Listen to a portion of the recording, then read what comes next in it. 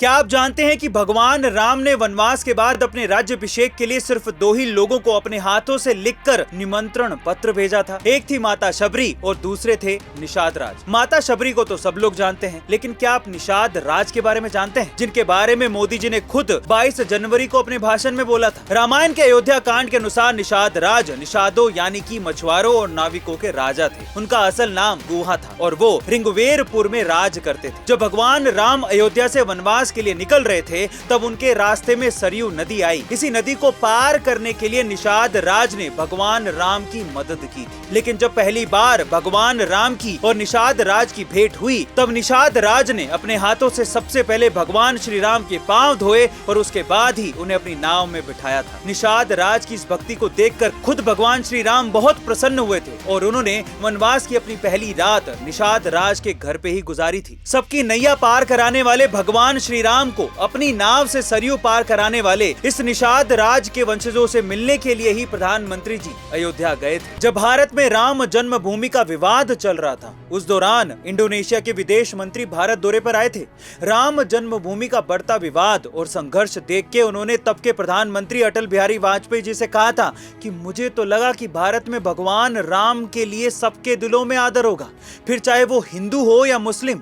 इस पर वाजपेयी जी ने पूछा कि आपको ऐसा क्यों लगा? तब इंडोनेशिया के मंत्री ने कहा कि इंडोनेशिया में बहुत से लोगों ने इस्लाम स्वीकार कर लिया है, मगर वो आज भी भगवान राम को नहीं भूले हैं, क्योंकि वो जानते हैं कि राम ही उनके वंशज है। इंडोनेशिया जैसे मुस्लिम देश में हर साल 1 महीने रामायण होती है, जिसे देखने के लिए सभी हिंदुओं के साथ साथ मुस्लिम लोग भी आते हैं। कुछ दिनों बाद जब वाजपेयी जी इंडोनेशिया पहुंचे, तो वहां पर रामायण का नाट्य चल रहा था, जिसे देखकर वाजपेयी जी ने वहां के विदेश मंत्री से पूछा कि ये क्या है।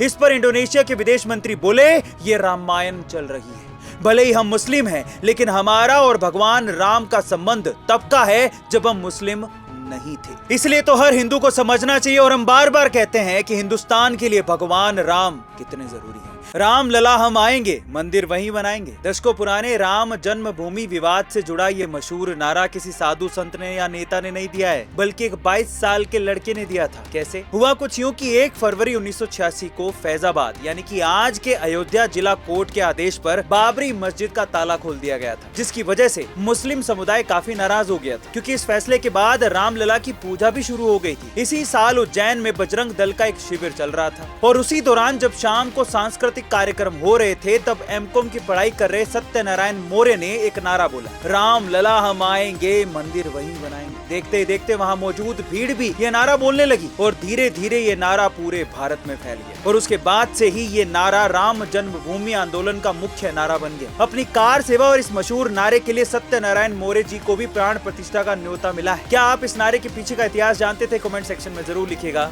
अपने बचपन में ही आंखों की रोशनी गंवाने वाले राम भद्राचार्य जी की गवाही ने कैसे खोल दी राम जन्मभूमि पर फैसला सुनाने वाले जजों की आंखें। चलिए जानते हैं। जब सुप्रीम कोर्ट में राम जन्मभूमि विवाद पर सुनवाई हो रही थी, तब एक मुस्लिम जज ने राम भद्राचार्य जी से वेदों पुराणों के आधार पर भगवान राम के जन्म स्थान के सबूत मांग लिए थे, जिसके बाद जगत गुरु राम भद्राचार्य जी ने वेद पुराणों से राम जन्म स्थान से जुड़े एक नहीं बल्कि 441 सबूत पेश कर दिए थे। इन सबूतों में ऋग्वेद की जामिनी संहिता का प्रमाण और अथर्व वेद के दशम कांड का प्रमाण काफी महत्वपूर्ण था। चक्रानवद्वारा देवानां पूरयोध्या यस्याम हिरणमयः कोशः स्वर्गो ज्योतिषावृत।